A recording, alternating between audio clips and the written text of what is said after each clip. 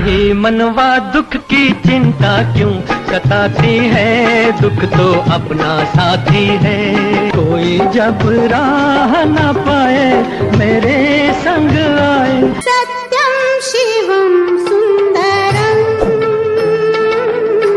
शायर तो नहीं मेरे बीच में तेरे मेरे बीच में। 1 2 3 4 5 6 7 8 9 10 11 12 13। अच्छा तो हम चलते हैं, अच्छा तो हम आते जाते खूबसूरत आवारा सड़कों पे।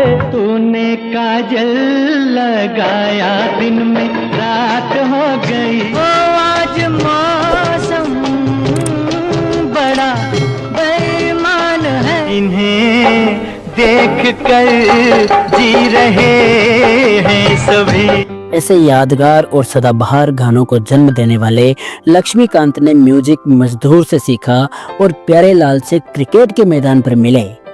कैसे? तो आइए ना करते हैं आपस की बात, लक्ष्मी प्यारे की बात। लक्ष्मीकांत जी का जन्म दीपावली के लक्ष्मी पूजन के दिन हुआ था, इसीलिए उनका नाम लक्ष्मीकांत रखा गया। लक्ष्मीकांत के पिताजी शांताराम जी का उनके इलाके में बड़ा दबदबा था। वो मिल मालिकों के लिए काम करते थे। उस वक्त मिल मालिक अपने वर्कर्स को रहने के लिए जगह दिया करते थे। शांताराम जी उन मजदूरों से किराया वसूल किया करते।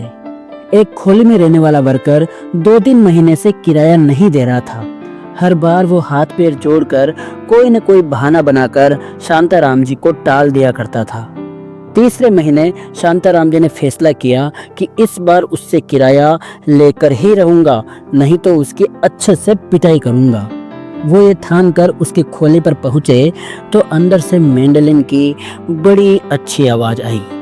अंदर कोई मैंडोलिन बजा रहा था। जब वो अंदर गए तो उन्होंने देखा कि वही मजदूर मैंडोलिन बजा रहा था। शांताराम जी ने उसे देखकर पूछा कि तुम इतना अच्छा बजाते हो तो मिल में काम क्यों करते हो?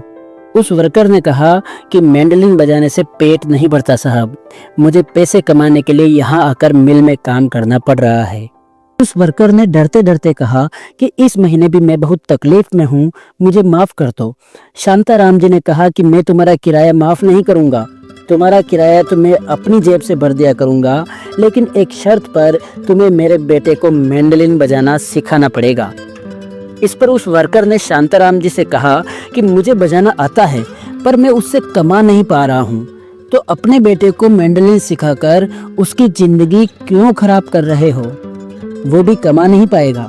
इस पर शांताराम जी ने कहा कि कमाना या नहीं कमाना, पैसे आना वो सब भगवान के हाथों में है।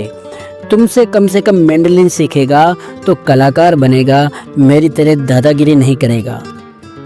ये सुनकर उस वर्कर ने हाँ कर दी और इस तरह वह छोटा सा कमरा हिंदुस्तान के अजीम म्यूजिक डायरेक्टर लक्ष्मीकांत के जन्म की वजह बना। 6 साल की उम्र में लक्ष्मी जी ने मैंडोलिन सीखना शुरू किया। फिर जब उन्हें बजाना आ गया तो वो लोकल ट्रेन में मैंडोलिन बजाकर पैसे कमाया करते थे। फिर उन्होंने अपने मोहल्ले के उन बच्चों को इकट्ठा किया जिन्हें म्यूजिक का शौक था या कुछ भी बजाना या गाना आता था। उनके साथ मिलकर गणपति के उत्सव या शादी के कार्यक्रमों में बजाना शुरू किया। किस्मत से एक प्रोग्राम में लता जी ने सुन लिया। वो इतने से बच्चे को मैंडोलिन बजाता देख हैरान भी हुई और खुश भी। उन्होंने लक्ष्मी को बुलाया और अपने घर में छोटे मोटे कामों के लिए जैसे पानी का गिलास लाना, ले जाना, दरवाजा खोलना बंद करना के लिए रख लिया।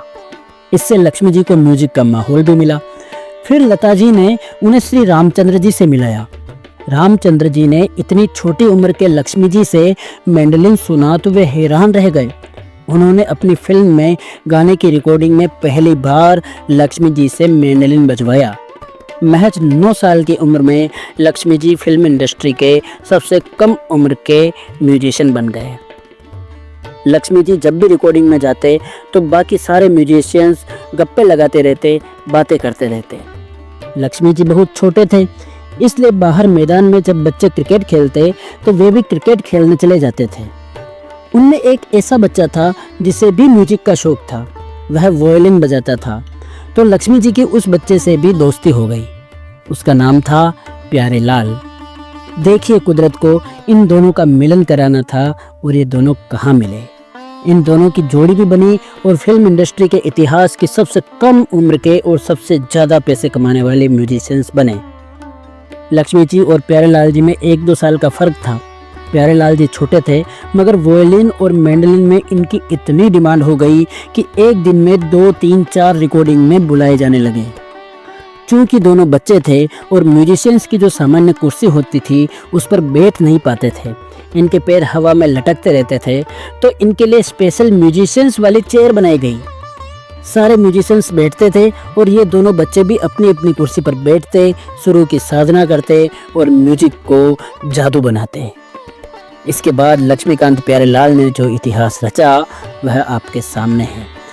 सोचिए, अगर वो मजदूर किराया दे देता या अगर शांताराम जी गुस्से में आकर कुछ और कर बैठते तो शायद हिंदुस्तान को एक लक्ष्मीकांत नहीं मिलता। कभी कभी किराया माफ़ करने से भी कोई धुन अमर हो जाती है। दोस्तों, लक्ष्मी और प्यारे की दोस्ती के भी कई किस्से मशहूर है। अगले किसी वीडियो में उनकी दोस्ती के बारे में बात करेंगे। तब तक हमारे चैनल आपस की बात को सब्सक्राइब करें और कमेंट में लक्ष्मी प्यारे के आपके सबसे पसंदीदा गाने के बारे में बताएं। वीडियो को लाइक और शेयर जरूर करें।